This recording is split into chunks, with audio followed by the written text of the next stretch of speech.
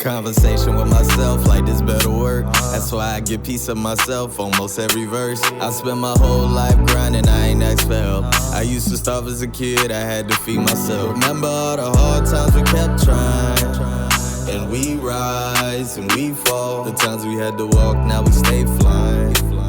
Now we grind till we ball. Welcome to another episode of Artist to Artist podcast at the AB Club. It's your boy Westside, and I got a special guest with me today. Yes, man. It's your boy Flossed on the Motor from the FSP podcast. Tuning in. Yes, sir. Let's go. So I appreciate you pulling up, man. No pressure, Most definitely. Looking forward to this. We did Joe's show, so, definitely got to double back around, get the A2A episode in. Yes, sir. Yes, All sir. right. So, of course, I like to start off with asking where did music start for you? I heard you got a background in music also, so, who would you give credit to putting music in your life? The main people I give credit to putting music in my life, I say it, but I don't say it, on big platforms enough, is really my brother, Ransom. Shout out to him. Iceberg. You feel me? So, both of them actually started rapping together, you feel me? Okay. At the same time, and actually, he used to come to my house when they used to write their raps and shit like that. Yeah. And coincidentally, the radio that they need to use to listen to instrumentals was in my room. So they used to come in, take over my room, and sit there and listen to instrumentals and write raps and shit like that. And I'm sitting there like, damn, bro, I want to watch cartoons. Yeah. You feel me? So while they listen to instrumentals, they got a whole bunch of composition books. After a while, I'm like, shit, I might as well pick up a composition book too. You feel me? Start writing down shit as well. So that's how I started getting into music, because literally them boys took over my room with instrumentals and shit like that. So I started rapping. So how was that experience for you? Because we know that wave in that era, right? Mm-hmm. In that moment when you in the crib and they telling you, hey, bro, we need a room. I get about it. Are you seeing it or knowing what is going on in, you know what I'm saying? As far as in Florida and the sound and how everything's building up at that moment? Nah, I ain't know shit that was going on. I just know them boys wanted to be rappers. My oldest brother was also into music, and my father, he used to manage rappers. You feel me? So it was like a whole line of musicians in my family and in my life. So after a while, I'm just like, shit, everybody else into music, you feel me? So I might as well do it. They start, we had a computer. We had a little beat maker on the computer, started making beats and shit like that. So it was just really me being bored and me being adventurous and just, you feel me, just trying shit. Okay. Shit, right. So how did that start off for you? Okay, you started doing music. Of course, you got your brothers, you got your dad. Was you the type of person that would let people in on your music? Were you playing it for people? Was you you know what, I'm going to keep this to myself for right now? See, I always say this was my biggest benefit of it, because when I started making music, I used to always run to them boys hey, y'all boys, listen to this. And them boys no, nigga. Them boys were not listening to shit I got going on, you feel me? And then after a while, when I started taking music serious and shit like that, I'm like, hey, I'm trying to go to the studio with y'all boys. They're like, nigga, no. Damn. It was nothing. Them boys ain't give me shit. I had to sit there and listen to my own music, critique myself and shit like that. After a while, my oldest brother finally took me to the studio, probably I want to say my 8th or 9th grade year. He finally took me to the studio. You feel me? You know, when you recording that first song, that shit take you damn near the whole day. Yeah. So I done finally got my song, recorded that shit. Boom. I'm like, okay, I'm feeling myself and shit like that. Yeah. Them boys making fun of my first song, you feel me? But it's it was on some tough love shit, you feel me? Because after a while, it's once they seen I didn't give up and started taking music serious and shit like that, over the years, it's okay, now it's time for you to us to help you. Yeah. Teach you how to make a hook. Teach you the difference between hooks, how to count bars and shit like that. So after a while, when they seen, you feel me? That's how anything is. When you see a motherfucker taking something serious, because motherfuckers be like, oh, I want to do something. Oh, I want to be a football player. I want to be a martial artist. And they do that shit for 2-3 weeks and they quit. It's you wasted my time. Exactly. So you feel me? They waited till I did that shit for a few years and they're like, okay, you really, really, really, really, really want to do this. All right, let's take that shit a little bit more serious. But that's real though, honestly. And coming from a situation where you have those type of people around you, that's probably the best thing they could have did for you, because because they're around you, that might be why you're doing it. Yeah, you get what I'm saying? And if you don't take it serious, then like you said, they feel like they wasting their time. Yeah. So like as far as tough love and starting out doing music, what would you say, like as far as creating the chip on your shoulder? Would you say like it pushed you even more? Or? Yeah, because it made me not reliable on people's opinions or criticism. You feel me? So all that time where I ain't had nobody to listen to my raps and say, hey, do this sound good? Do this sound good? Do this sound good? I really have to sit there and be honest with myself. So that carried me to this day. Like, I don't really listen to people's opinions or criticism. Like, I'll probably take some of it, or if I ask you, I'll take heed to it. But at the end of the day, I got to be in control of what I got going on. You feel me? So whether I win or lose, at least it's in my own fate. You feel me? It gonna be in my hands. Yeah. At the end of the day. So like I said, that tough love is always, I always appreciate that, bro. Because a lot of people is too dependent on, hey, how you feel about this? How you feel about this? And when somebody shoot it down, they don't want to do the shit no more. Or they feel a little insecure about the shit. Me, I'm the opposite. Like, nigga, you hating. It's hard. Yeah, nigga, this shit hard. I'll show you. Like, I'm gonna make motherfuckers like that. I'm gonna convince them to like this shit. So yeah, that's how I always been about it. But that's real though, honestly, because you think about it, some of the greatest artists, they got turned down. For sure. A lot. Yeah. You get what I'm saying? Travis Scott got turned down a lot. He was looked at as weird because of the style of music he was creating in the area that he's from. Yeah. It was unorthodox. It wasn't, the norm. So they rejected him a lot. Yeah, for sure. You get what I'm saying? But it pushed him to the point where he had to go past and beyond, the limitations of what he thought for himself in order to really get people to buy in. Because that's really what it is. I explain to people, like, when you're an artist, it's like having your own religion and you trying to build up your congregation. It's funny that you say that, bro, because I used to always say that shit growing up, bro. My homeboy still talk to me to this day about that shit. Like, I was like in the 10th, 11th grade. They're like, what you want to do when you grow up? Like, I want to start my own religion. You feel me? And they used to be looking at me crazy like, nigga, what the fuck you talking about? Like, nigga, I want to start my own religion. Like, I want to have a community of people who just know that I could guide them and lead them in the right direction. And they gonna listen to me and I'm going to give them the right opinions. Like, I'm going to make them be a good person because I'm a good person as well. You feel me? I ain't going to tell them to do no bullshit, go rob, kill, steal, and shit like that. You feel me? So people used to always ask me about that shit, like I said, 9th, 10th grade. My homeboy still to this day, he probably like earlier this year, he like, bro, I remember you say you wanted to start a religion, and now that shit make the most perfect sense. Like, you said it in the wrong way, but you said it in the right way. Like, you just wanted a community, and that's really what all this shit about. Content creators, artists, screamers, everybody. Community is everything. Yeah, honestly, and being a leader. Yeah, you know what I'm saying? You lead by example, so of course you ain't gonna do nothing foul, crazy, and you know that, okay, the people that watch you or support you, they're gonna have a like-minded mindset, and so they're gonna follow in a similar path. Yeah, for sure. Nah, that's real. Yeah, but that's how I tell people. Like, I done had conversations with people, and they just be like, man, some artists just so delusional. I'm like, you gotta be. You gotta be. Like, you can't not be, because at the end of the day, nobody believe in it but you. Yeah. You got to convince everybody to believe in what you believe in.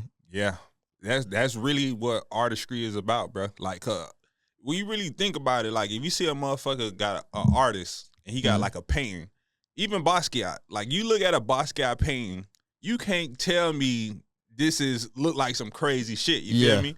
But it's the story that comes with it, and it's me convincing the motherfucker like, this is the shit. This is worth millions of dollars. And once that shit goes into it, it's like, you can't tell a motherfucker nothing. I'm telling you what it's worth, what's my worth, and that's what it is. Either you buy into it or not. Yeah. Honestly, I feel like even with like content creating, it's not exact same as music, but it's a similar path. Yeah. You get what I'm saying? Because there's a lot of people that don't necessarily believe in you in the beginning, or they see it and they'll be like, oh, okay, that's what's up. I see what you're doing. And they just watch. You get what I'm saying? And you just really got to distract yourself from all that and just keep doing it over and over again to the point where you done did it so much, they like, damn, this is still going. Like, yeah, that's been my main theme my whole life. Like, I don't know why we just talked about this too on the podcast, bro. Miami is like one of the weirdest places, bro. Because I don't know if it be with you, but like, you'll have like 1,000 people come up to you. They'll be like, bro, I love your episode. I love your podcast, bro. Keep doing your thing. And you'll be like, okay, maybe you watch the clips, and they'll tell you some shit verbatim, like on the full length episode. Like, nah, I like when you did this, and this on this episode, and this. I'm like, so you watch the shit, nigga. Why is only one like on there? Yeah, why you ain't comment? Yeah, why is 0 comments on there? Why you didn't say that right underneath there, bro? You know how far in the algorithm that shit would take me? Exactly. But I don't know, bro. I don't know what's Miami problem with that. Like, they hate to publicly show you love for real, but they will be real deal, genuine supporters of you. Like, bro, just do that shit on the internet, bro. Don't care what people think about you. That's our main line of work. If we cared about what people thought about us, bro, we would have been quit this shit. Exactly. You can imagine you go through the work of setting up the cameras, getting the artists in, recording let's say an hour and a half, sitting there, editing everything, pouring time into making, okay, this is going to be a good clip, this is going to be a good clip. Yep. Post it and knowing, because it's gonna tell you how many people seen it. Yep. And you already know, okay, it's going to send it to people that's close to me first. Yeah, for sure. And they going to see it, and then it's going to send it to more people based off of how they react to it. Yep. So when you see it and you like, damn, that's what I got back from that? You get what I'm saying? And it's like, yo, you know I'm shooting because you still come up to, hey, man, boy, I see you with the pod. Boy, keep going. Okay, cool. Just hit that like button. Hit the like button. Leave a repost. comment. This shit free. It's free. You know, even if you hit the repost, people won't even see it unless they go in your repost. Yep. You get what I'm saying? So it's like, it's nothing for you to support. And the worst part is, 9 times out of 10, you probably a person that just support. Yeah. You might just scroll and you see something. Like you get what I'm saying? Bro. Or repost and you just support other people naturally. Bruh, and people is too cool to be like big on social media. Like, that's one thing I don't like. Or I ain't gonna lie, I had to grow out of it. You feel me? Okay. So when a nigga was a musician, a nigga was an artist, I peeped that I wasn't even posting like that. You feel me? Like, if you got a song dropping, you supposed to keep posting that bitch. Yeah. If you out and about, you supposed to keep posting pictures of yourself. You supposed to show the world what you're doing. Cause honestly, in this time of age, if you don't post it, you ain't do it. Exactly. If you ain't posted, the shit didn't happen. So I realized, like, before I got a publicist, shout out to Lipstick Royalty. Shout out. Boom. I was barely posting. I'll probably post like 10, 20 times a year. When I got with them, bro, it'll be times that they'll have so much content of me. I'll be at home playing a game. I just pick up my phone.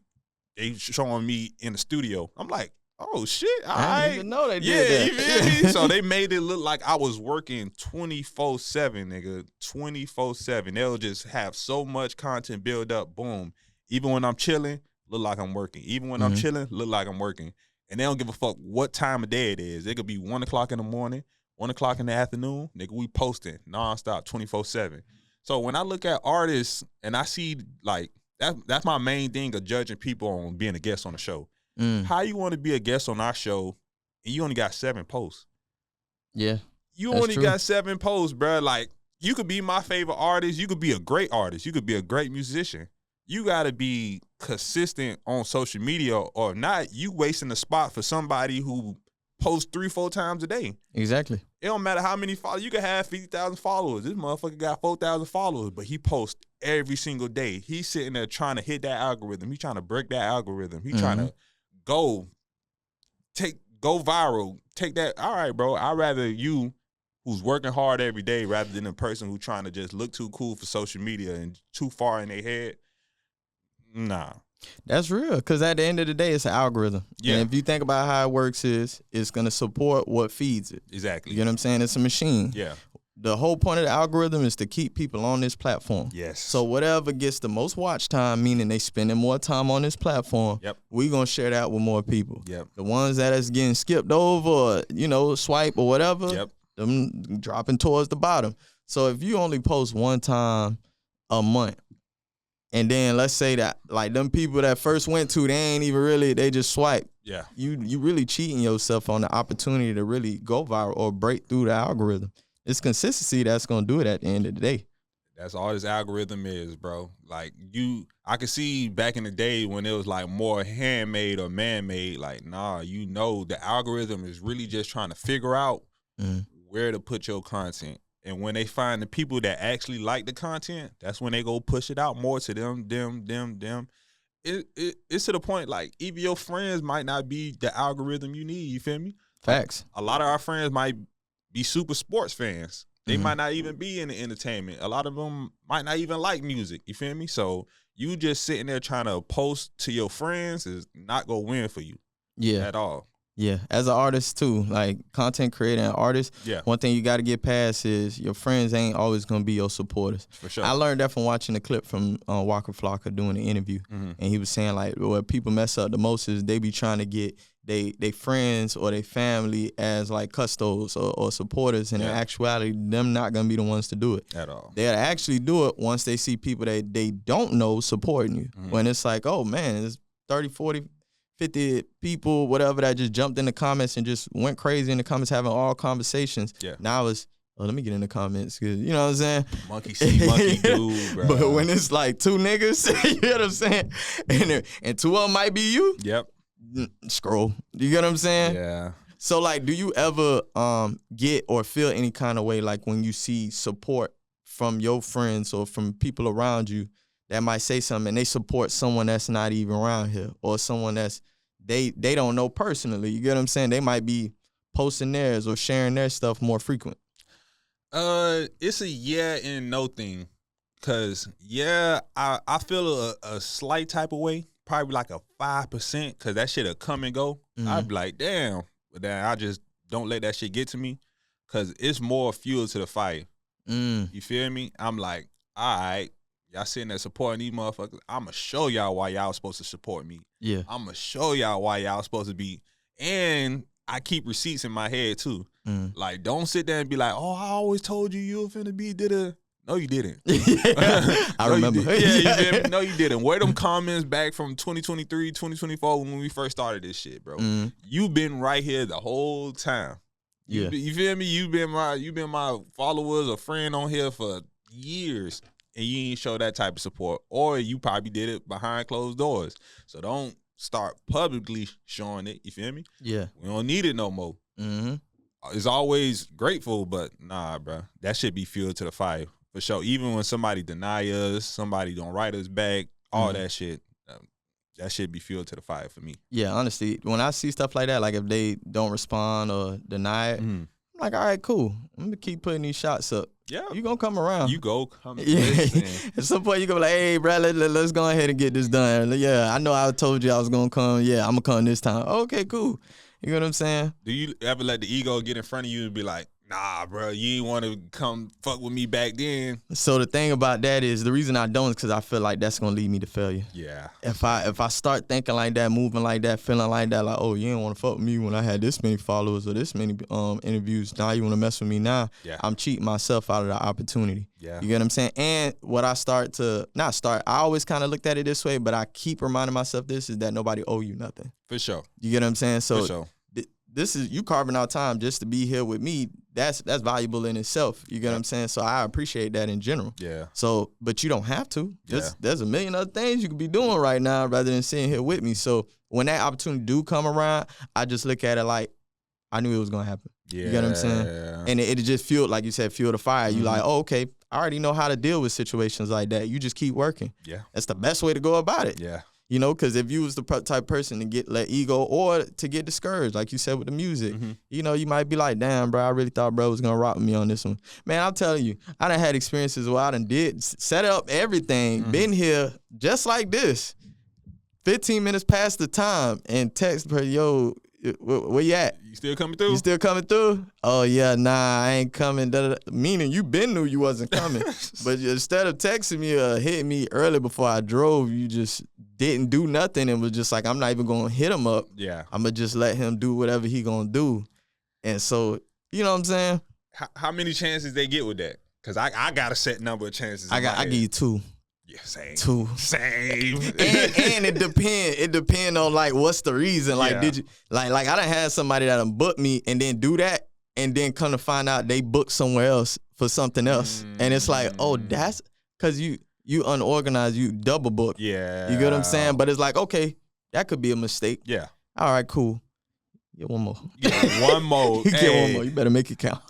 I tell the rest of the crew, it be harder for me, right? Because like you not kind of letting nobody else down. You feel me? If you sit there and book, I got like 3, 4, 5 other co-hosts. Exactly. So when a motherfucker don't show up, niggas get to looking at me like, boy, what you got going on? Yeah, hey, when the guest coming? Hey, boy, when the guest coming? I'm sitting there texting like, shit, I don't know. It might just be us. Hey, G, shit, boy. Like, damn, bro, you made me get out of my bed for this. Like, I could waste my own time, any given time, but when I'm wasting 4, 5 other people's time, I'm like, come on now. Like, I be even had to let the guests know, like, I don't care about you bucking me, but you bucking everybody else that done took off of work and shit like that. They done left their families home. Like, come on now. Like, I don't give a fuck. But yeah, after that 2 times, I don't care if you the president. Yeah, we good. We good. We don't need to interview that bad. We good, bro.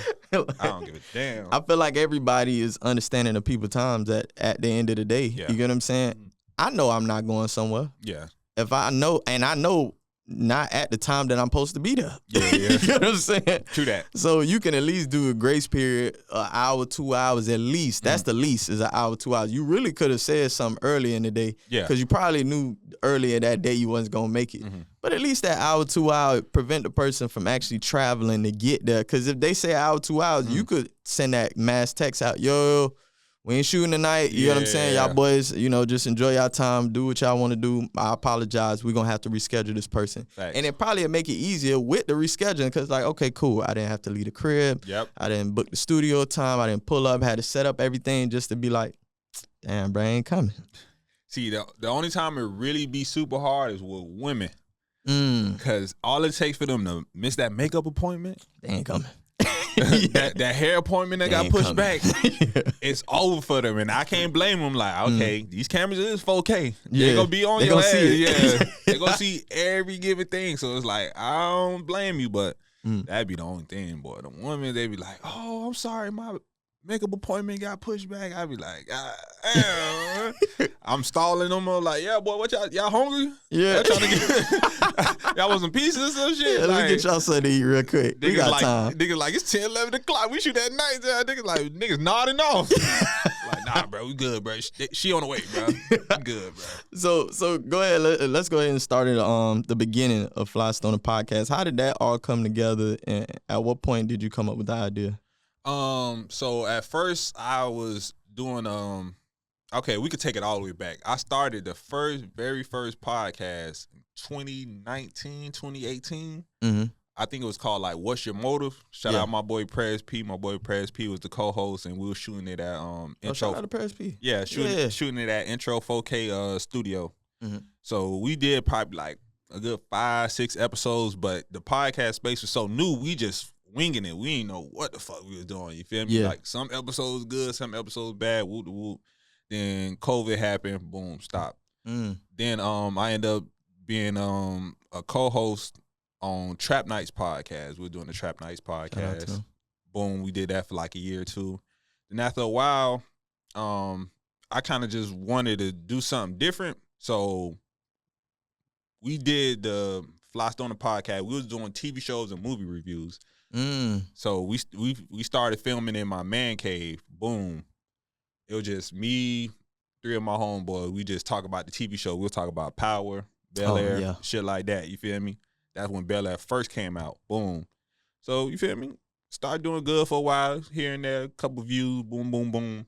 Then after a while, I think my old boy told me, he was like, hey, TV show is cool and all, but y'all should start doing like maybe like some current events, you feel me? Do some topics and shit like that.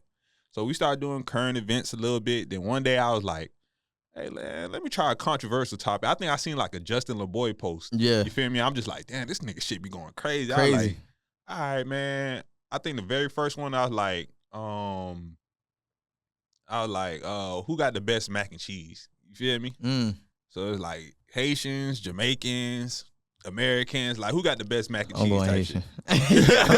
Shit. You feel me? Shit like that, it just got engaging. So I'm like, all right, cool. Maybe we should start doing one of these every episode. The next one's like, all right, if your kid's having a birthday party, you know, a lot of times the family gives gift cards. So who's in control of the gift cards? You feel me? Yeah. So one time I think I had got like $200-$300 sent to the Cash App. You feel me? From legit. So I'm like, damn, do I get this to my girl or do I pocket this shit? This might be for me. You feel me? Like, hold on, what? Like, I'm kind of in control of where we spend the money too. You feel me? So I'm like, let's see how everybody feel about this. And then boom, every episode, boom, start doing the controversial topics. Then after a while, people start fucking with it, and people wanted to come be a guest on the show. I'm like, damn, bro, I can't have everybody pull up to the crib. So yeah, gotta relocate. You feel me? That when we relocated, boom, start having guests, and after a while, that shit just started getting bigger than what it was. We didn't expect for it to go like that. Like I said, we just started with TV shows and movie reviews. Okay, so as far as like with the journey, right? What was that milestone point where you started to feel like, oh, this is actually getting further than what I expected? I think on that third controversial topic was I asked if you met a girl, right, and the first 2-3 months her birthday come up, do you get her a gift? I mean, I would say yeah, but it's a cap. It's a cap to it. Like, you gotta remember we in Miami. You feel me? So it's like, what kind of gift do you get a girl? How far did we get in 3 months? That's the question too. Because that could be talking on the phone in a couple of dates. Then what do you get her? All right, anything under that $60 ballpark. If we just only hung out a couple times and we just spoke on the phone here and there, like that's what we done got so far in 3 months, you ain't breaking the threshold. I ain't breaking the bank on you for what? We understand that as dudes, but shit, you might be in a group chat. You feel me? They might be like, damn, this nigga we've been talking for 3 months. This nigga only got me flowers and a Bel Air bottle. You feel me? Like, that's why that shit get tough. You feel me? And a whole bunch of people were arguing about that shit. Matter of fact, my homeboy, he was like, shit, I'll get her like some $300. And that shit just took off. $300. $300. That's the same reaction I had. I'm like, I would rather take you to go eat somewhere. Yeah. That the tab would be $300. Exactly. Because it's an experience for both of us. You get what I'm saying? Hey. That's how I look at it. You know what's funny? Yeah. One of our most viral clips is I said it's levels to tricking, right? So I said I'm the type of trick I'ma always spend money like on experience on us together. Facts. You feel me? So I'm like, if I go to the mall, we going to the mall. I'm not finna send you to the mall with thousands of dollars. Yeah, all this money. Yeah, I'm not finna. Here's money to go on the trip. We going on the trip. Exactly. You feel me? Oh, I'm not sending you out to go eat. We finna go eat. Man, they killed me on Twitter for that shit for 48 hours straight. For real? Like, that was our most viral clip, and I'm sitting there arguing with everybody. I'm like, bro, if y'all really want to be honest, tricking is. I mean, you gonna spend something, and that's why, like, you know, I talk to different people, and I'll be telling them, like, if you're dating, and you're not financially stable, don't do it. For sure. Because you're gonna put yourself in harm's way and predicaments. Because, all right, if you courting somebody, right, and you know, the dudes out here, they courting more than one. Yeah, for sure. Right, you get what I'm saying? Especially if they really, you know, just open free. Okay, now you done took this one on a date. Now you got to take this one on a date. Shit get real expensive. Valentine's Day come up. Now they both want something. Now you got to buy this one. You got to buy this one something. You spending more money than anything on them than really taking care of yourself or investing in what you want to do for yourself. Yep. So that's why outside is not fun. That's why I had to learn that shit quick. I'm like, it was cool, but nah, I'd rather be back in the house type shit. And the tab done went up. It's no longer, and it's crazy because they'll love to say, oh, you ain't got to spend money like that. Okay, what please we gonna do? Tell me what you want to do. What free fun we got? And the only thing they're gonna say is picnic.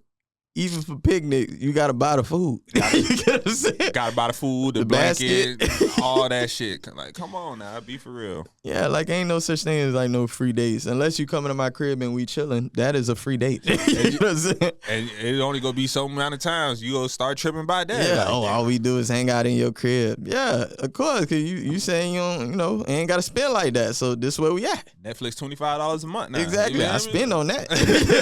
You know how much the rent is? You know what I'm saying? I spend on this. So yeah, that was like our biggest thing. Then, like I said, after a while, we just started having people come on. Shout out Tracy Supreme. Shout out to that boy. Boom. He was like, when we got on TikTok, it probably took us like a week. As soon as one of his clips went up, boom, we hit 1 million views. And shout out to Major 9, bro, had came through. He was one of our first people to come through. And after a while, we just kept the ball running kept the ball rolling. Because a lot of times it's like we be knowing these people. You feel me? Like we done grew up with these people some way, shape, or form. Rather even if we haven't talked, we been around each other, or like your family is my family type shit. So most of the people we be having on, or especially in the beginning, was situations like that. And now it's kind of still the same way, but like I said, we just try to be more like Miami culture, so everybody get a chance to have a voice and be on the platform type shit. And be responsible about it. All right, so what's some of them first bumps in the road? We kind of talked about it off camera, but like as far as like when you in the mode of doing the podcast, like lessons you had to learn in the process that you might to this day, every time you shoot, you think of that moment and you might, double check this or, check with the artist early on or something like that. Thank God I be hearing experience about this, because I be working with other podcasts, is people going viral and not wanting to be in that viral clip. You feel me? Like people be wanting to take that shit down. So thank God our guests been having tough skin and not want to do that. But that's one thing we had to learn. Making sure everything is intact, making sure you got a memory card if you're traveling, making sure the autofocus. Well, for me, autofocus. Autofocus, because we didn't have viral clips. Whole episode, one of the cameras out of focus. Oh, yeah, that make everything more difficult. I ain't gonna lie. Me, content is content. I'm gonna drop that shit regardless. Sometimes the audio, we forgot to hit record. I'm still gonna drop that shit. You're gonna use the camera audio? Yeah, I'm gonna use the camera audio. Because honestly, I feel like if you're a true fan and you really just tapped in, it don't matter what the quality is. If you genuinely like our show, you go still sit there and watch. Okay, it's one episode, you feel me? Out of 100 or something. Just gotta bite that bullet, you feel me? Exactly. If not, just don't watch it. It's cool. Like, we'll take that on the wrist. But shit, even in those situations, them shit still do numbers, still go viral and shit like that. So honestly, that's my best advice for people, bro. Content is content. Still release that shit no matter what it is, no matter how bad you messed it up. Shit, bro, one time the whole camera wasn't recording. We just had one angle. Oh. So like the other guests, you can't even see them. They just talking. Yeah. Still do good, because at the end of the day, bro, podcast started with audio only. Exactly. You feel me? So it's like, if you really a fan, you'll sit down and listen to us. Type shit. I don't even watch podcasts. I listen to podcasts. So you feel me? That is what it is. But at the end of the day, it don't matter how messed up it. The only super messed up thing I could do is I missed one guest. I ain't even gonna say the name. I missed one guest because I got all the way to the studio and I forgot the memory card. Oh. So I had to go back home. It was like a 15-minute trip to get home. Boom, get the memory card, come back downstairs. Another 15, 20-minute trip to get back to the crib. Get back to the studio. Boom. And by that time, they had already left. They're like, oh, we finna handle something real quick. And then they end up like, that's the setup. Yeah. They tell you, hey, we be right back. They ain't coming back. So nowadays, I'd rather be late. I'd rather be late and make sure I have everything that I need. Yeah. Double check, triple check. Sometimes I get to the car. Sometimes I get down the street. Stop, pull over, look, see what's going on. Do I got this? Do I got that? I'll hit a U-turn, go back, make sure I got everything. So I'd rather be late than to be sorry in the whole episode, because all it takes is one thing missing. Oh, yeah, facts. Yeah, make a word of a difference. One thing missing, bro. I remember I missed a screw one time. That shit almost fucked us up. Like, literally, for the arm boom. Oh. Yeah, you feel me? You know, these shits be needing that little extra screw for the arm boom. So it's like, nah, nowadays, boy, I got to make sure. Yeah. Fuck that. So, yeah, got to be safe than sorry for shit show. Okay. So that's real. So I always like to ask this about, like, podcasts with multiple people. So, like, how do you handle as far as, like, directing traffic with conversation? Is it a free flow thing and you just let them go? Or do you kind of like, okay, all right, I see this person want to say something. Hold on, real quick. You know, this person want to say something. Yeah, I feel like that's my main job as far as being on the Fly Stone podcast. Like, I'm throwing alleys, I'm bringing the topics, and I know what topics go hit, and I know specific people like, okay, you going to be real passionate about this topic and shit like that. So for the most part, I just try to make sure our guest is involved, especially if we got a guest. If we ain't got no guests, gloves off. Y'all boys fight all day, you feel me? As long as y'all ain't super talking over each other, I'll probably quiet it down a little bit, but y'all can shoot at each other, y'all can do whatever. Boom. When the guest is involved, just let the guest answer the question either beforehand or afterhand if they ain't got an answer at that immediate moment. Once they hear our answer, then they'll probably, you feel me, think of an answer. But that's our number one thing. Just make sure the guest is involved, then y'all boys take off, you feel me? And I just say before any shoot, make sure y'all boys don't talk over each other. Of course, once the liquor and weed hit, they gonna talk over each other. Yeah, get a little bit heavy. You feel me? But I just make, hey, one mic, you feel me? Or hold on, wait, what you got to say? Especially if they got something to say. All right, cool, boom, boom, boom, boom. But that's just my main job. I ain't trying to be the most funniest. I ain't trying to be the most entertaining. I ain't trying to be the realest one on there, the clip maker and shit like that. Because everybody else do that. You feel me? Like, I feel like I got the super team. Like, somebody, you feel me? You gonna be funny. So who you got who would you say is the clip maker? The one that normally, like, when they do on the clip, that clip usually do good because of how they just approach the topic. See, it depends. Is it a funny clip? Is it a real clip? Is it a logical clip? Because everybody, like, I feel like I got the Marvel, the Avengers. You feel me? Yeah. So my boy Wu, you feel me? My boy changed his life. He used to be deep in the streets, and now he could give his logical standpoint of like, hey, bro, that shit ain't what it is. You feel me? I done did this, and that. So once that boy get to speaking, everybody get to like, okay, we tuning in, listening. My boy Chase, you feel me? My boy go say some unapologetic shit every time. You feel me? So you just gotta let that boy cook. You be like, nah, bro, you can't say it like that. He like, nah, fuck that. You feel me? Boom, just give it to you straightforward. My boy G, Sko, go do the same thing. My boy JP go say the logical, mature shit. And we be on his ass like, God damn, bro. You like, loosen up. Yeah, you feel me? Like, God damn. He like, nah, bro. Niggas got to hear this. So everybody got a role to play, bro. Everybody is a superstar in their own way. So I just let everybody shoot from the hip, you feel me? And I just try to direct the traffic. When shit being too serious, I'm like, all right, y'all getting too serious. When niggas playing around too much, like, all right, bro, y'all niggas playing around too much. Somebody really might need this opinion or advice type shit. So like I said, my job is just to direct the traffic, make everybody feel comfortable, especially the guests, and just keep that shit flowing for real. Okay. You got a favorite guest so far that you had on the show? Excluding me, of course. But you had a favorite guest as far as, like, someone that came on, the conversation flowed good. Like, you know, you like, man, this is probably, like, one of my favorite episodes. I can't really say that, bro, because every time it's a new interview, it's always a new guest that go be the favorite. You feel me? Like, the last one we just did was with Papa Duck. He from West Palm Beach. Yeah. So that was big. Like, I wasn't even big on him. Like, a lot of, to be honest with you, I don't do no research on the guests, especially when I don't know them. Yeah, bro. Because the same way when we ask you questions, we genuinely want to get to know you. Yeah. So if you telling me something, it's a surprise to me. I'd be like, for real? And then I'm asking you questions, trying to get to learn you. You feel me? So it's literally genuine as fuck rather than me sit there, do the research, boom, boom, boom, boom. Then it's like, it's probably shit that you already said on the interview. It's probably shit that you already said on another podcast. Yeah. Like, nah, we finna genuinely ask and be honest with you how we feel about this, and that's how everybody else been going about it too. Nobody do research. Sometimes motherfuckers don't even know who pulling up. I'd be like, hey, we got a podcast Wednesday. Once they get there, be like, who the guest? I'd be like, such and such. They'd be like, I don't know who that is, but okay. Yeah. So boom, we just shooting from the hip for real.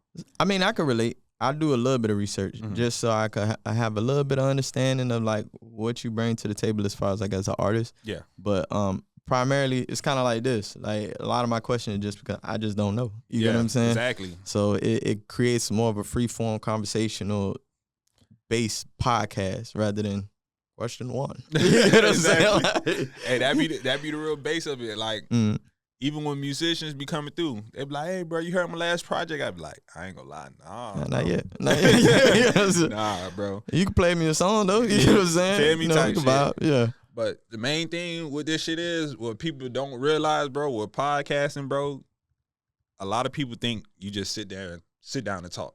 And that's furthest from the truth. With me, once I got into podcasting, I made podcasting my whole life. So when I stopped doing music, I stopped listening to music altogether, bro. Like I could probably tell you, like I probably listen to 2-3 albums this year. Yeah. And that just on some me not having a podcast to listen to, so I don't want to ride in silence. Mm-hmm. So I'm gonna sit there and put an album on, or I'm finna probably check out somebody's album and shit like that. But for the most part, bro, I eat, sleep, breathe. When I'm working out, podcast. Long drive here, podcast. You feel me? If I'm going out of town or I'm getting on the flight, podcast. If not, reading a book type shit. Nigga just had to get out that mind frame of music all together, bro. Like, when you want to be the greatest at something, that shit got to surround your life. So if a basketball player that's like a basketball player not watching basketball. True. That's like a football player. I don't watch football on Sundays. Like, how can you know what's great? How can you know, oh, damn, this nigga got the best shakes. Let me kind of emulate or figure out my own version of that. Exactly. You feel me? So that's why I sit there and I listen to Joe Budden, Charlemagne, Brilliant Idiots, Poor Minds, 85 South sometimes, Matt Hoffa. I'm sitting there listening, seeing everything they do. I'm like, okay. Even how they direct the traffic, how they direct their questions and shit like that, how they make the guests feel safe, say cheese, DJ Vlad, DJ Academics. I'm just taking notes every single time. Like, I'm just a student of the game. So once I do it, I'm like, okay, this shit is intentional every single time, for real, for real. That's real. Okay. I like to say that's a tough switch when you fully invested in music and then you say, all right, now I'm just potting. You get what I'm saying?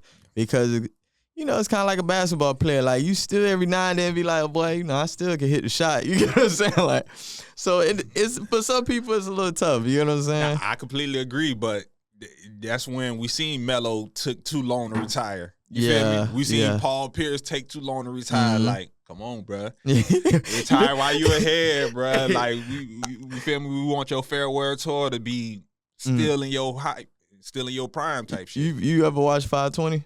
The 520 podcast with Jeff T? Yeah. So, like, they had this thing where when they see a dude that's, like, should have been retired, they be like, come on, sit down with us. Come on, bro. Exactly, you feel me? It's time. Come sit down with us. Hey, bro. Come on now. No, that's real. All right, so you said books. Is there any books that you're reading currently or books you have read that helped you in your journey so far? The book I started, I just started, like, getting into what I think is called The Kabbalion. You feel me? My brother told me to read that a little minute ago. But mostly I'm into psychology books, bro. Because I like to understand how people work, how people think, because it helps me with marketing, for sure. So one of my favorite psychology books is Surrounded by Idiots. So it's basically a book. It tells you, like, it's 4 different types of people, and it basically describe them by colors: red, yellow, blue, and green. You feel me? And once you start understanding, like, the majority of how people work, you'll understand how to go about it and how to make them either work right or how to react right type shit in a way. Like, red is the leader, you feel me? Blue is the perfectionist.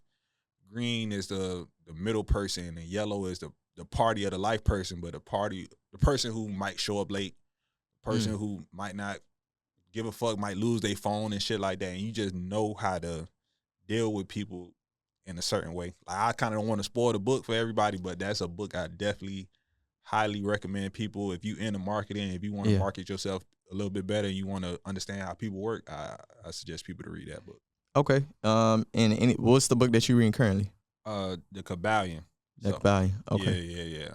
So I can't really say what it's about because I'm just getting into it. My brother, he put me on that book. He told me to read that book a long time ago. It basically tells you, like, the balance of life. Like, it helps you understand, like, life and death, or when bad shit happening to you and shit like that. You understand, like, it's just a balance. Like, everything has its ups and downs, for real, for real. Like, in real life, people just think shit just keep going up. Nah.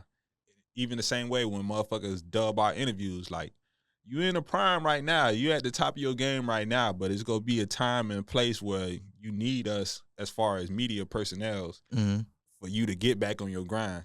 For it going to be that slump when you need that album, you need that media run. And I just always think about it like that. That's why I never treat people any kind of way. I don't care if you the biggest artist or smallest artist. Yeah. At the end of the day, everybody go have their run.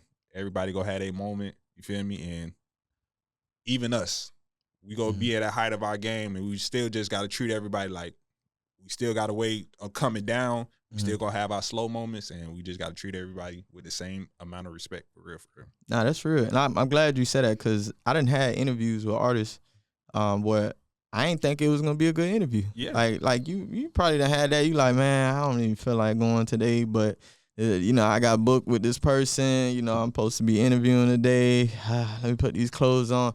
You done set up the camera slow, like, well, all right, let me just go ahead and knock this interview out, and then I could go home and do what I want the rest of my day. And then they get here, and then you start talking to them, you like, damn. This shit, that's like 80% of the time. Oh yeah, you a homebody. Yeah. I be 80%. I'm like, damn, I gotta shoot today. Once we get to shooting, once we get inside, I'm like, that was a great episode, y'all boys. Like, I'm really fucking with that. Like, appreciate that, man. You be like, good work. I knew it, man. I knew it. No, that's real. Honestly. Okay. All right. So, what do you see Fly Stoner podcast? Like, what's the bigger picture with the podcast? Just being a network for real.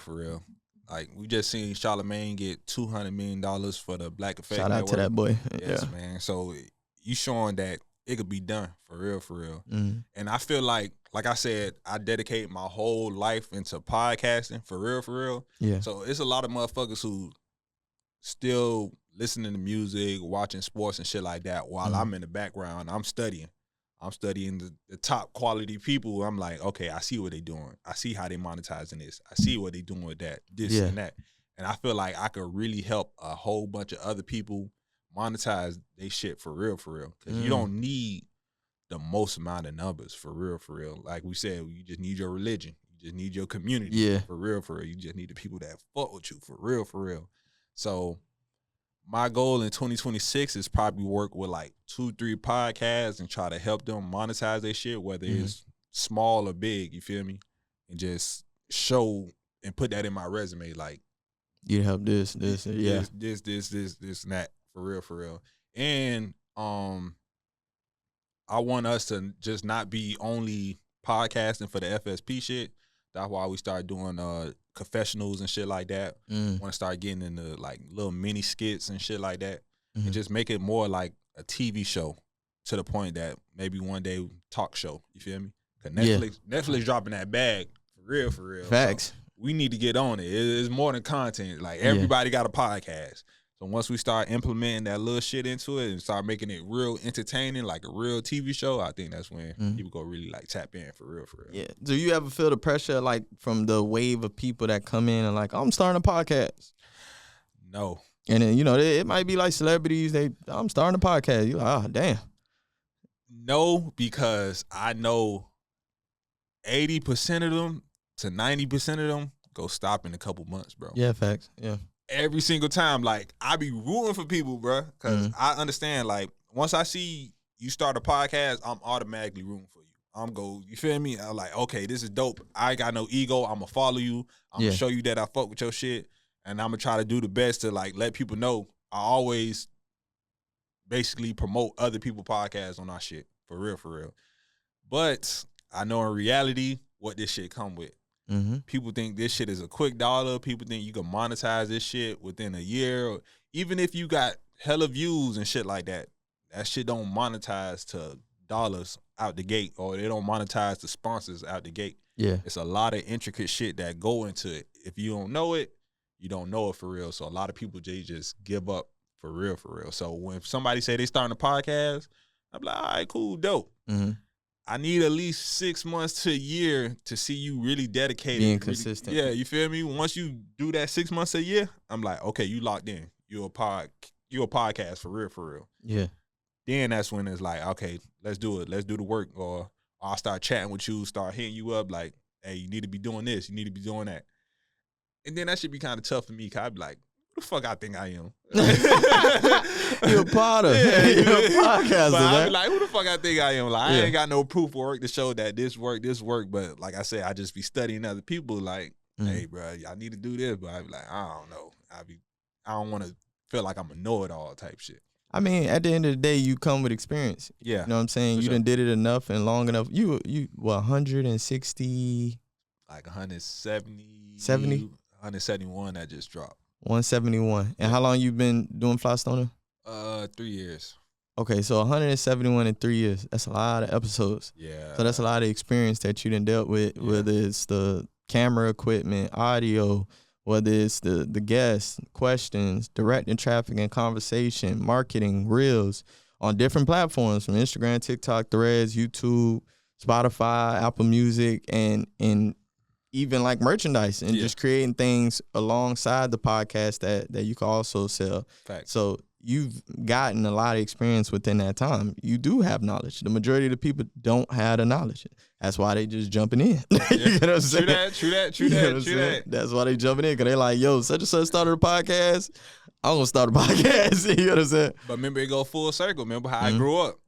I grew up with the tough love. So it's like, I ain't had nobody to give me no mentorship. I ain't had nobody to guide me and do shit like that. And I don't really take heed for a lot of people's opinions and shit like that. So I'd be like, man, they probably don't want to hear what the fuck I got to say type shit, because that's how I kind of grew up feeling, you feel me? But a lot of people don't, but, you know, I just be in my own head about that shit. But I definitely, bro, if a motherfucker want to hit me up, if you ever want to hit me up, like, hey, bro, how you feel about this? Anything podcast, anything content creator, bro, I will talk about that shit for hours, bro. My homeboys just be looking at me crazy like, nigga, I don't want to talk about that shit. Nigga, what we doing about this ticket today? You feel me? Like, what we taking over on? You feel me? Like, fuck all that shit, bro. Like, I don't know, bro. Just, like I said, I eat, sleep, breathe this shit for real.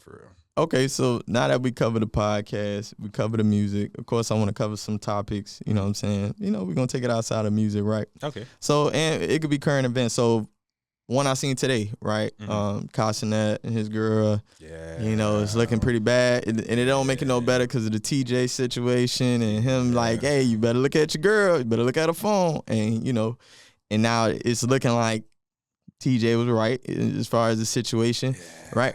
And it's getting publicized so much now. It's like social media has become the new news. You get what I'm saying? People watch social media and gain information through there more than they do in like the regular news. Yeah. So that being said, with the influence that social media have on relationships, right? Do you think it's the main source of the reason why the dating pool is toxic? Yeah, for sure. Because comparison is the thief of joy. You feel me? So everybody see everything looking outside in, they be thinking, oh, she got a boyfriend with millions of dollars, so her relationship got to be perfect. You don't know what Kai be doing, you feel me? Yeah.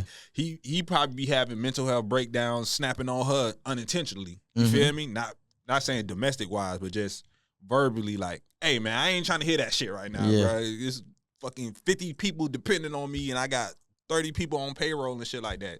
You sitting there crying about Zaxby's or some shit.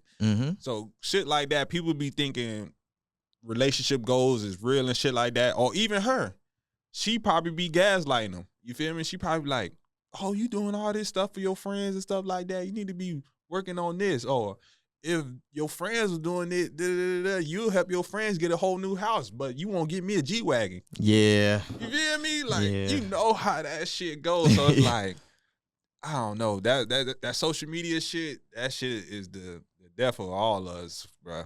For real. It's good and bad because, like, our parents never had to deal with none of this shit, bro. None of this shit, bro. If you find out about something, that shit was in the streets. Yeah. For real. You got a number in the pocket or some shit like that. Like, a little piece of paper. Yeah, a piece of paper. Oh, I got somebody's number, yeah. Now, a motherfucker could even lie. If enough people believe it, it's true. Yeah. For real, bro. All it takes for 70, 80% of the people to believe the shit, and it's true. Because the 20% who know it's not true, your voice ain't big enough. We got these motherfucking blog posts posting this shit nonstop, and all it takes is motherfucker, oh, I was there. It's true. Or a close friend and be like, oh, nah, I know that shit for real. Yeah, bro, that's true. Still be a lie. Yeah. So it's like, all you need is the majority of people to believe you, and some shit will always be true for real. Like the situation with Talil, right? Yeah. Since you were saying that, right? Yep. And then he had the evidence. But even though he got the evidence, there are women that wholeheartedly still gonna side with this girl and say, nah, that's not what happened. Because some people, they fully invest in who they side with in the Yep. beginning, right? Before they even got all the information. You know, women side with women. I like to say men is more neutral, but they gonna say, oh, nah, y'all always take up after other men. Nah, if he wrong, he wrong. You know what I'm saying? And then the worst thing about it is if people don't do enough research and follow up on the shit, that's the last thing on your mind is the truth. You feel me? So even if Tyler exposed it, them small majority of people who didn't see Tyler's response, they just automatically think, oh, you done sexually assaulted her. I don't want to hear nothing else he got to say. He's a great, you feel me? All that good shit stuff. And that'd be the worst thing ever. Like, once something is tainted on your name, it don't matter if you done cleared it up. It don't matter if you done been innocent of it. The last thing that people remember you for is going to be the thing that go haunt you forever. Yeah. We done seen too many people go through that shit. Tyler, Shannon Sharp, all kind of people. Even the what was that? The college wide receiver from LSU, and they said that he killed somebody in a car accident. Oh yeah, exactly. And he ended up killing himself based off of that. But then the footage came out. Seemed completely innocent. He was completely innocent. He wasn't even in the accident. You get what I'm saying? But the pressure of like social media and the world and the news, it just stressed him out to the point where he took his own life. Listen, bro, people do not give a fuck. Once that shit get 1 million views, it's true. You feel me? We see Boss Man D-Lo go through that shit 1,000 times. Yeah. You feel me? You got to be strong to keep that shit going. Like, hey, bro, I don't care about none of that shit. I'm finna keep this shit pushing. But for majority of people who don't follow up, hey, that's the nigga who fucking with the yeah, and then that's what they gonna run with. You feel me? Like, that shit weird to me, bro. Okay. I hate that shit. All right, so I had this question I thought of today, like icons, right? The icons from back then, what we grew up seeing, and the icons now. Now it's more influencers. Yeah. You get what I'm saying? We seeing more of the streamers, and the streamers are like anybody. You could literally just start streaming in your couch, and the next thing you know, it builds up, and then now I know him. You get what I'm saying? And they're becoming icons in their own sense, right? For sure. So like, if you had to compare, right, who would you say? And I'm gonna just give out some names. Who would you say is comparison icon? It don't necessarily have to be in that same field, but you know the impact they might have on people, right? Okay. So like Allen Iverson, who would you say this generation? This generation is Allen Iverson. I'll say probably Ja Morant. Okay, I like that comparison. Ja Morant for real. Yeah. They be wildin'. Yeah. Both of them be wildin'. Yeah. For real. Very influential. All right, so I would say the next one, Malcolm X. Malcolm X. Oh, that's tough because then a nigga got to say like Dr. Umar. Yeah, you know what I'm saying? I feel like with that wave, because we saw them and we saw what happened to them. Yeah. You don't got that many people doing what they was doing at that magnitude. Yeah. You know what I'm saying? Man March and all this, that, and the third. Man, I watched that man get hit. People ain't ready to take that same sacrifice. People ain't really ready to risk their life, their financial freedom, all that good shit, only to a certain amount. But that's tough. Yeah, that's the only person I could say close is Dr. Umar. Okay. If that. All right, so next icon, Marilyn Monroe. Marilyn Monroe. Marilyn Monroe. Sex appeal, you know what I'm saying? Cause they be going so fucking fast. It be a lot of them too that pop in. Yeah. They had a wave for a good minute, but it's got to be somebody. I say the last one was fucking like a Selena Powell or damn, what was the other one? What's her name? Brittany Renner. What's the girl name? The Trump girl. Tiana Trump. Yeah, don't ask me how I know her name. Yeah, don't ask me how I know. I know it though. I know it though. Yeah, but we got shit like that. But like I said, shit so motherfucker can't even be legendary because they be in and out for real. Yeah. Okay. A DMX. DMX. I got one. I think. Compared to DMX? Yeah. DMX. You want to say yours or you don't want to give me? I'm gonna say Kodak. Kodak. I'm gonna say Kodak. That's fair. Yeah. Kodak this generation DMX, dog. That's a great one. Very impactful to the people. You get what I'm saying? Yeah. They rock with him just for him being him. Yeah. That's really what it is. In and out of jail, make great music. You get what I'm saying? Like, I would say from the end, I always thought that from like early stages as he was really on the grind. I was like, damn, he giving me DMX vibes, like the way how he going about it. You get what I'm saying? Okay, yeah. That would be mine. Okay.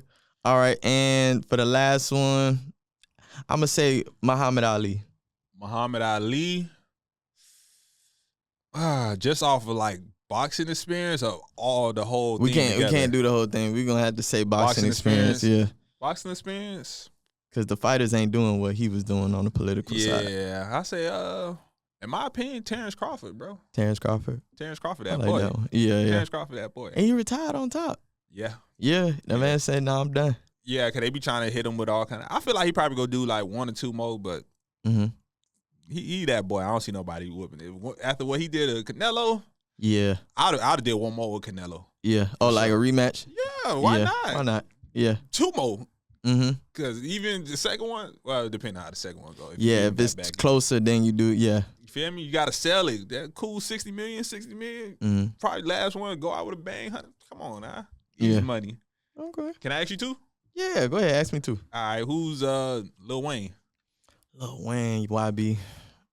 I had to say YB. YB, how often he drops music, his consistency, his dedication to his craft, because it seemed like all he do is record. I don't really see him doing nothing else. You get what I'm saying? And then like the impact he got on the generation, it's insane. Like if you don't like his music, it is what it is. It's still going up. You get what I'm saying? They try to kill us for saying that. I feel the exact same way. Denzel Washington. Denzel. Ooh, that's a good one. All right, Denzel. Damn, that's a tough one because what makes Denzel is the amount of movies he did and the impact that he's had it in. Yeah. So it's kind of tough. I'm going to go with a safe bet and say Michael B. Jordan. Okay. I'm going to say Michael B. Jordan, but the person I really would probably want to give it to is either the Idris. Yeah. The dude from Snowfall. Yeah, I was thinking that too. Or the young dude who actually, to me, when I first seen him, I thought he looked like Denzel. It's an actor. He played in They Clone Tyrone. He was the main character. Yeah, I know who you're talking about. He done played in some movies. Yeah. I think, what was the other one? Detroit. It was like he played in that. He played in Star Wars, I think. He got some big movies. It's funny, bro. You watched Detroit? Like, you went to the movies and watched Detroit? No. So I had a crazy experience with Detroit. I watched it at the crib, but I think I had smoked before I watched it. And I was paranoid as fuck. I was like, it was like a moment of like, wait, they was killing niggas for real? Like, bro, my experience was bad, right? Because I was just going to the movies, just watching shit, right? So I had no idea what this movie was about. I'm thinking it's like a music movie or like a comedy. So I'm watching this shit, I'm like, nigga, when something good gonna happen? I'm like, this shit is terrible. I'm so fucking mad watching this shit. I'm like, I paid my money to watch this shit. I'm outraged. I was so mad watching especially that first scene where it's like he running from them, and I'm just like, and then they shot. I'm like, oh no. That what made me think it was finna be a comedy. I was like, oh, everybody hates Chris. Like, they hate his ass for real. That shit fucked up. Nah, man. But all in all, the movie was good though. I didn't watch it that first time. I had tried to, and I was just like, man, I can't. Not right now. Sobered up, and then I was like, all right, now I'm gonna give it a chance. And it was a good movie, but it was still like one of them, like, damn, boy, this was life. I never watched it again. It took me one time. I was like, yeah, it was cool. I was like, this is life. He had another movie that was good too. That was on Netflix. And he played this one dude. He got in trouble. He had a baby mama. He had a son. He was trying to get a job, and he had custody of his son, but he was living in a car. Like, that was parked, and he was trying to get his life together. And they were telling him, like, oh, if you don't get a place to live and a job by this time, we're going to take your son. So the whole movie was him trying to get his life together because he went to jail, and he was on child support, and then his baby mama got arrested. So I feel like I know exactly what movie you talk about, but I can't think about it. Man, the movie was good. I can't remember the name, but it was one hell of a movie. I'm going to figure it out and put the name at the bottom so people can go see it. But it was a really good movie. But that's the other one I would say I will put him by Denzel because the movies, he's on a roll like that. They Clone Tyrone's a good ass movie. Yeah, you know what I'm saying. And he ain't really let me down in no movie where I'm like, oh, he in this, okay. And I watch it, and I'm like, yeah, this wasn't really a good movie.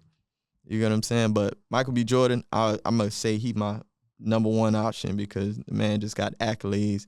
Fruitvale Station, Black Panther, Creed. You know what I'm saying? Like the last one they just dropped. I ain't gonna lie, that list ain't that long.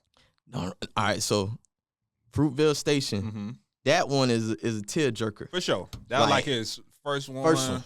No, what? I think it was Hardball at first. Oh, yeah. Technically, it's Hardball. Hardball first, so that was another little tearjerker. Yeah, you know what I'm saying? For sure. And then even before that, The Wire. The Wire. You played in The Wire. Yeah. Then you go Hardball. Then you go Fruitvale Station. Then you go Creed, Black Panther. Then you go the one he just did, Sinners, which is definitely going down as one of those movies. You get what I'm saying? Like he got them accolades. He putting them up there. And then I heard that they posted, and I pray that they do this, that they supposed to be doing a movie for Mansa Musa. I said, give me that. I need that one. Yeah, Black Panther cool. Let me get that Mansa Musa movie. Like, we need that. It's been enough African movies or like Egypt where they don't look African. You know at all. It's like where they get these people. Like, so that's one of the ones I'm rooting on for. But yeah, that's my answer. Michael B. Jordan. Before we go, can you give me a TV show recommendation? TV show recommendation. All right, it depends on what you into. So like, I'm gonna give you one because of what you said you into. Psychology, Mindhunters. Mindhunters? What that's on? Netflix. Netflix? Sad part is it's only 2 seasons because they canceled it after the second one, but they always do the good ones like that. Yeah. And it's pretty much a movie where, it's a show where the guy, he's into psychology and things like that, and they're going on this like stream of interviews of like serial killers. Okay. So they interview like the top of the top dudes in the United States that went down in history. I think they got Bundy and all them. You get what I'm saying? And the dude, this part of the show always sticks out to me.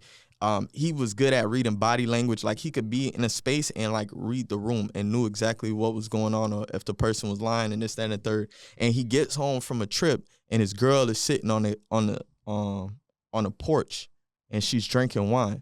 And it took him 30 seconds. He's like, you breaking up with me? She's like, huh? He's like, well, you sitting on the porch, you drinking wine, but it's not 2 glasses and you knew I was coming home, so it's not like you was getting ready to drink with me. And then he just start pointing things out and he's like, you breaking up with me? And I was just like, yo, this is a cold ass show, man. It's amazing.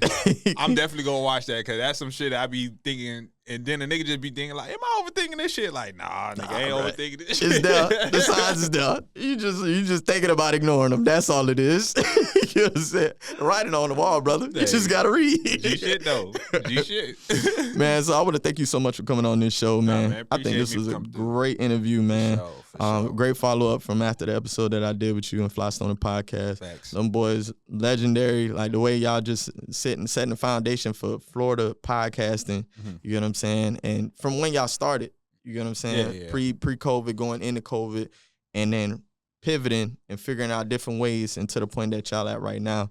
The different artists and the guests that y'all had on the show, the different type of topics y'all have, it's amazing. You know what I'm saying? So, that, and the quality is amazing too. As you seen when I was there, I was just like, "Oh, you use that? Oh, okay. Oh, that's nice." You know what I'm saying? Appreciate you know that. what I'm saying? So, tell them where they can find it, and where they can find you at.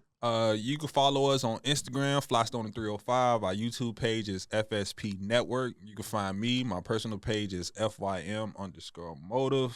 And yeah, that's mostly if you Google Flystoner or Flystoner Motive, you can be able to find all our social media platforms for real. Okay. Hit that notification bell on that YouTube channel so anytime that they drop, you'll get that link directly to your phone. Hit that Patreon so when they drop the content, you get that early access. Don't forget about that. All right. And also follow Artist to Artist Podcast on all platforms. You can find us on Instagram, Threads, TikTok, YouTube, Spotify. We all over this place. And if you're looking to start your own podcast, hit up the AV Club Studios. We got great lights with the 4K cameras, and we got a great location too. Yes, sir.